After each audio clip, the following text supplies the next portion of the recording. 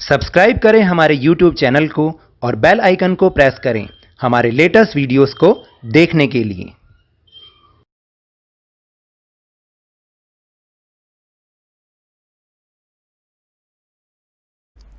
Hello and welcome to Lavneesh sir की class.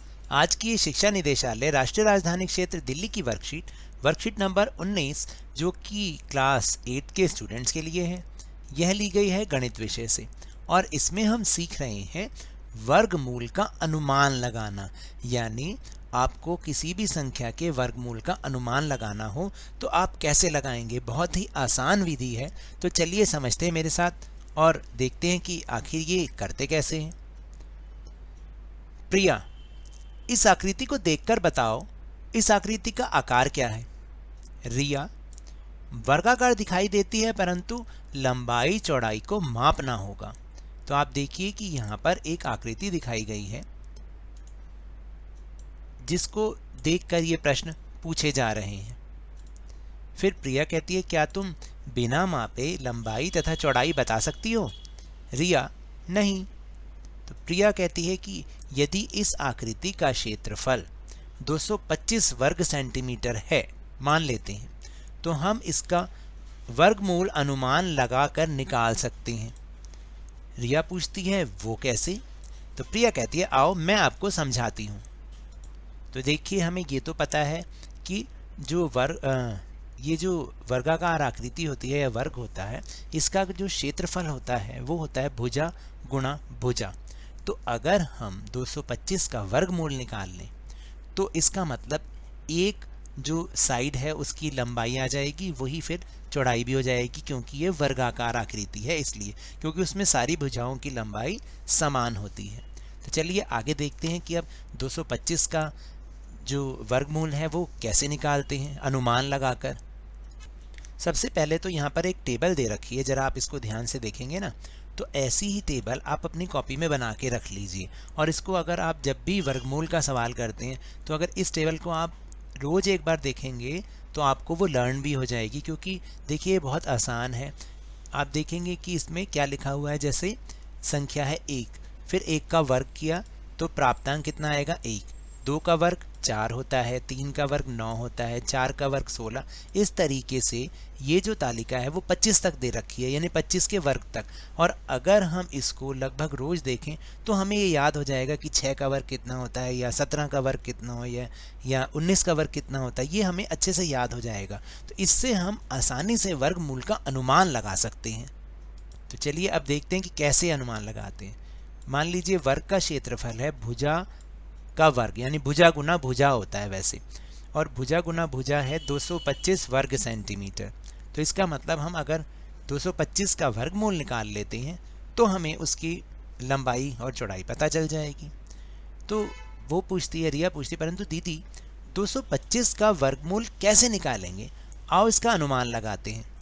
225 में इकाई का अंक 5 है, अतएव जो वर्गमूल संख्या होगी उसका भी इकाई का अंक 5 ही होगा। आप इस बात को ध्यान रखिएगा, जब भी कोई संख्या है और उसका हमें वर्गमूल निकालना है, अगर उसकी इकाई में 5 संख्या है, नंबर 5 है अंक, तो उसका वर्गमूल में भी इकाई के अंक पर 5 ही होगा। आप इस बात को जरूर ध्यान रखिएगा। तो फिर आगे अनुमान कैसे लगाएंगे। हम जानते हैं कि 10 का वर्ग 100 होता है और 20 का वर्ग 400 होता है। जैसा कि इस तालिका में अगर आप देखेंगे कि जो 10 का वर्ग है वो होता है 100 और 20 का वर्ग होता है 400। ये तो हम आसानी से याद कर सकते हैं।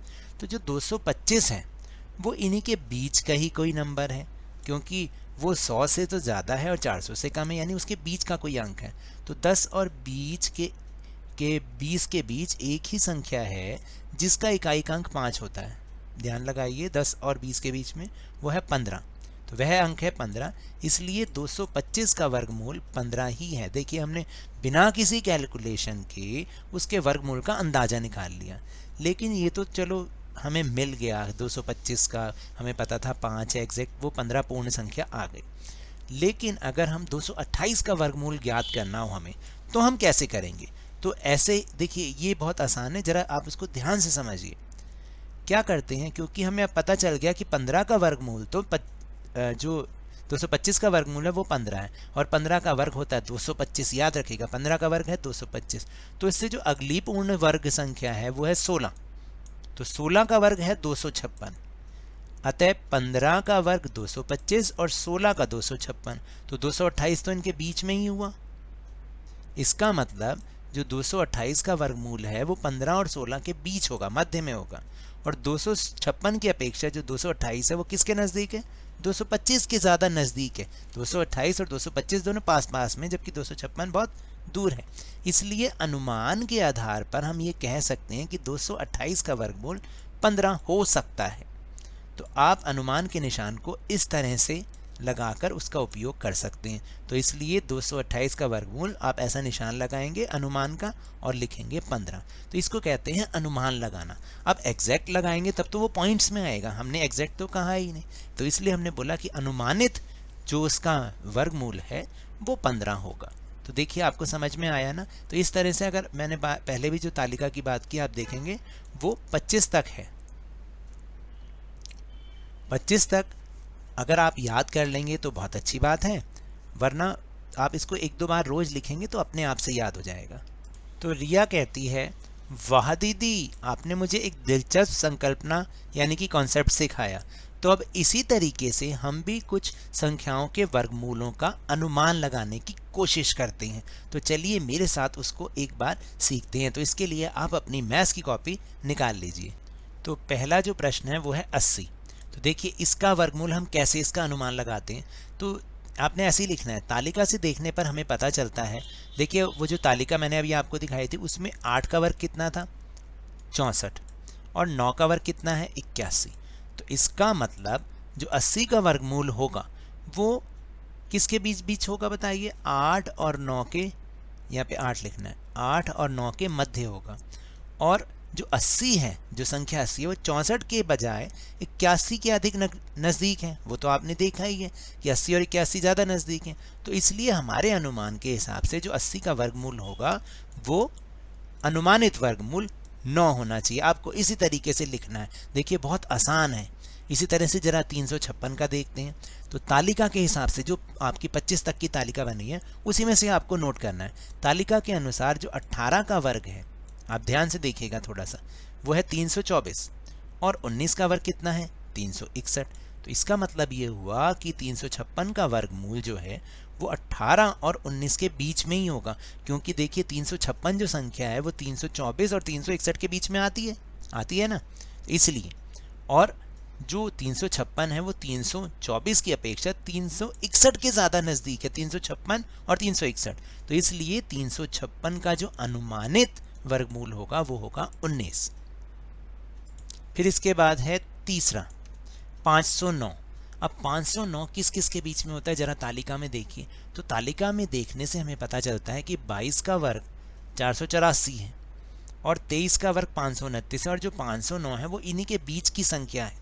तो इसका मतलब जो 509 का वर्गमूल होगा वो 22 क्योंकि 484 है, 23 जो कि 529, इन दोनों के बीच ही कोई हो सकती है संख्या, और वो होगी पॉइंट वाली या दशमलव वाली, वो तो हमें निकाल नहीं है, हमें तो अनुमान निकालना है। और जो 509 है वो 484 की बजाय 529 के ज़्यादा नज़दीक है देखा जाए तो इसलिए 509 का जो अनुमानित वर्गमूल है वो 23 होगा, और ये अनुमान का निशान है, आपको इसको जरूर लगाना है, अनुमानित वर्गमूल।